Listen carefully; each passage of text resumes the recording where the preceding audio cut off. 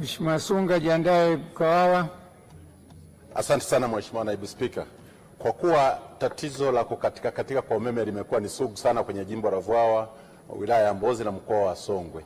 Je, zipi hatua za dharura za kuhakikisha kwamba tunanusuru tatizo hilo? Mheshimiwa Waziri. Asante Mheshimiwa Naibu Spika. Baadhi ya maeneo ya mkoa wa Songwe yanapewa umeme kupitia substation ambayo iko Mbeya.